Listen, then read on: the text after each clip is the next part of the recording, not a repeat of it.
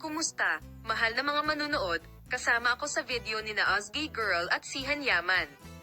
Sa kamanghamanghang mundo ng Turkish cinema, ang kumikinang na Özge Girl ay nanalo sa mga puso ng madla sa kanyang kumikinang na ngiti at talento sa gabi.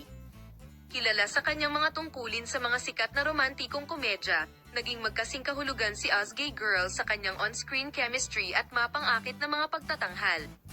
Sa isang kamakailang panayam na nagpasigla sa kanyang mga tagahanga, nagdagdag si Özge Girl ng isang nakakagulat na layer sa salaysay, kung saan taos-puso niyang ibinahagi ang kanyang pagnanais para sa isang kasal na katulad ng sa kanyang kaibigang aktor na si Ken Yaman, kahit na may pagbabago.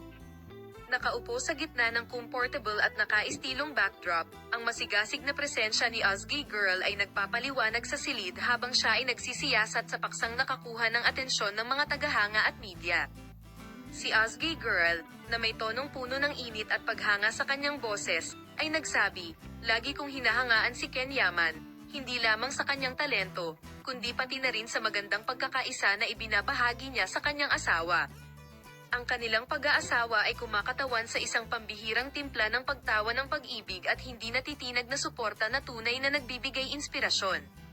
Ang mga salitang binigkas ni Özge Girl ay nagpinta ng isang matingkad na larawan ng paghanga sa walang kamatayang kwento ng pag-iibigan ni na Özge Girl at Ken Yaman, na ang bono ay nakakuha ng imahinasyon ng mga tagahanga sa buong mundo. Habang pinagmamasdan silang magkasama ni Özge Girl, nanlalambot ang kanyang titig sa totoong emosyon, hindi mo maiwasang maramdaman ang pananabik para sa isang partnership na tulad nila. Inamin niya, ang pagkakaroon ng isang tao sa iyong tabi na hindi lamang nagbabahagi ng iyong mga pangarap ngunit nagpapasaya rin sa iyo sa lahat ng posibleng paraan ay ang uri ng pag-ibig na hinahangad nating lahat. Ang mga espesyal na post para sa mga tagahanga ng Özge Girl at Ken Yaman ay nasa aking channel para sa iyo.